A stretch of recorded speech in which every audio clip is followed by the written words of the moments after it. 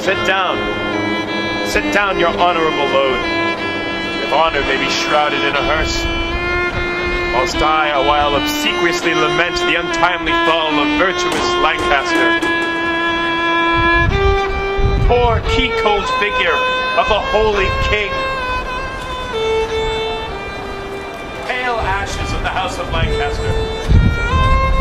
The bloodless remnant of that royal blood, be it lawful that I invocate thy ghost to hear the lamentations of poor Anne, wife to thy Edward, to thy slaughtered son, stabbed by the self-same hands that made these wounds. Lo, in these windows that let forth thy life, I pour the helpless balm of my poor eyes.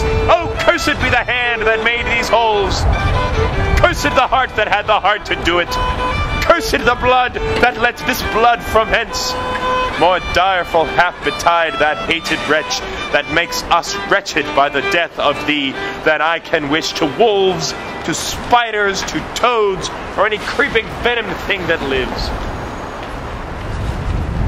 Ever he have child, abortive be it, prodigious and untimely brought to light, whose ugly and unnatural aspect may fright the hopeful mother at the view, and that be heir to his unhappiness. If ever he have wife, let her be made more miserable by the death of him than I am made by my young lord and thee. Come now towards Chertsey with your holy load, taken from Paul's to be interred there. And still as you are weary of this weight, rest you whiles I lament King Henry's course.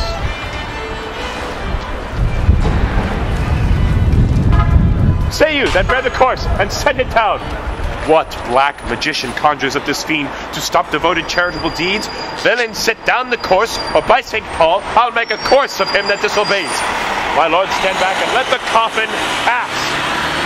Unmannered dog, stand thou when I command. Advance thy halberd higher than my breast, or by St. Paul I'll strike thee to my foot, and spurn upon thee, beggar, for thy boldness. What? Do you tremble? Are ye all afraid? Alas, I blame you not, for you are mortal, and mortal eyes cannot endure the devil. Avaunt, thou dreadful minister of hell! Thou hadst but power over his mortal body, his soul thou canst not have, therefore be gone. Sweet saint for charity, be not so cursed. O devil, for God's sake, trouble us not!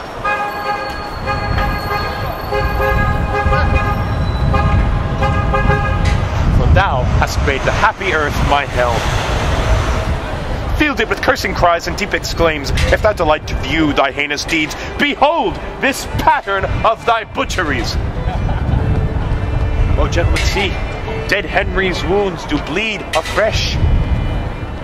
Open their congealed mouths.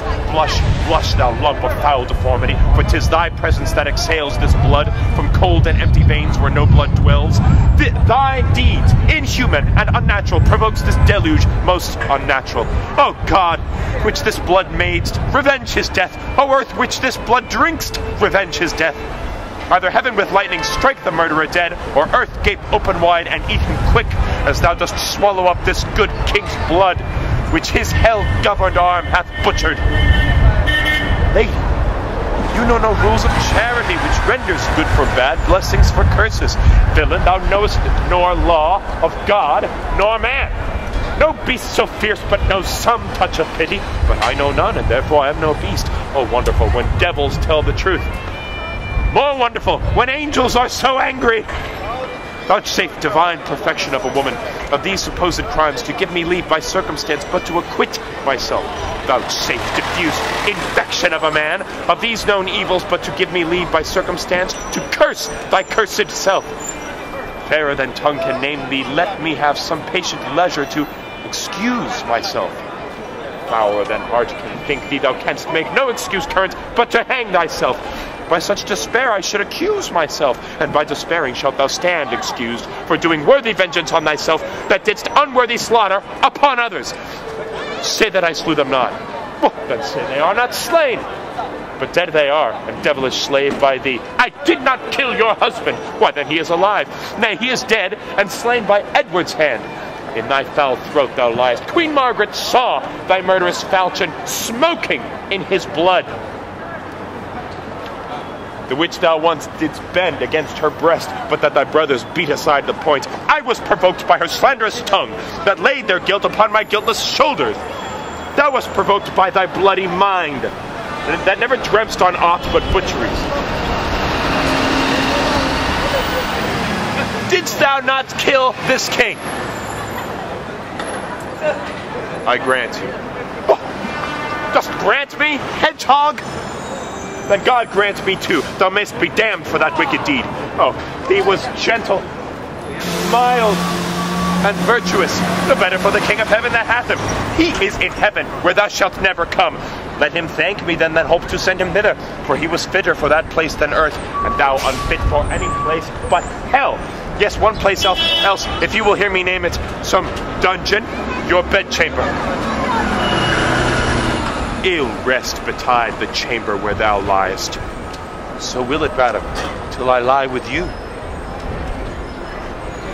I hope so. I know so, but, gentle Lady Anne, to leave this keen encounter of our wits and fall into something of a slower method is not the causer of the timeless deaths of these Plantagenets, Henry and Edward, as blameful as the executioner? Thou wast the cause and most accursed effect. Your beauty was the cause of that effect. Your beauty that did haunt me in my sleep, to undertake the death of all the world, so I might live 1 hour in your sweet bosom. If I thought that, I'd tell thee, homicide, these nails should rend that beauty from my cheeks. These eyes could not endure that beauty's rack. You should not blemish it if I stood by. As all the world is cheered by the sun, so I by that. It is my day, my life. Black night o'ershade thy day, and death thy life. Curse not thyself, fair creature. Thou art both. I would I were, to be revenged on thee. It is a quarrel most unnatural to be revenged on him that loveth thee. It is a quarrel just and reasonable to be revenged on him that killed my husband. He that bereft thee, lady, of thy husband, did it to help thee to a better husband. His better doth not breathe upon the earth. He lives that loves thee better than he could. Name him. Plantagenet. Why, that was he. The self-same name, but one of better nature. Where is he? Here. Why dost thou spit at me? Would it were mortal poison for thy sake. Never came poison from such sweet a place. Never hung poison on a fouler toad. Out of my sight, thou doth infect mine eyes. Thine eyes, sweet lady, have infected mine. Would they were basilisks to strike thee dead. I would they were, that I might die at once, for now they kill me with a living death. Those eyes of thine from mine have drawn salt tears, shamed their aspects with store of childish drops. These eyes, which never shed remorseful tear, no, when my father York and Edward wept to hear the piteous moan that Rutland made when black-faced Clifford shook his sword at him, nor when thy warlike father, like a child, told the sad story of my father's death, and 20 times made pause to sob and weep, that all the standers by had wet their cheeks, like trees bedashed with rain. In that sad time, my manly eyes did scorn and humble tear. And what these sorrows could not thence exhale, thy beauty hath, and made them blind with weeping. I never sued to friend nor enemy. My tongue could never learn sweet smoothing word, but now thy beauty is proposed my fee. My proud heart sues and prompts my tongue to speak. Teach not thy lips such scorn, for it was made for kissing, lady, not for such contempt. If thy revengeful heart cannot forgive, lo, I lend thee this sharp-pointed sword, which if thou please to hide in this true breast, and let the soul forth that adoreth thee, I lay it naked to the deadly stroke, and humbly beg the death upon my knee. Nay, do not pause, for I did kill King Henry, but 'twas thy beauty that provoked me. Nay, now dispatch.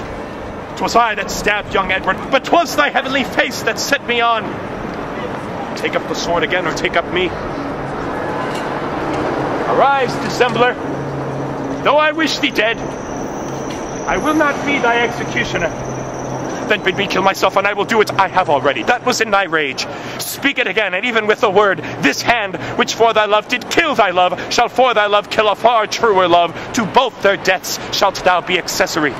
I would I knew thy heart, 'tis figured in my tongue. I fear me both are false, then never was man true. Well, put up your sword. Say then my peace is made.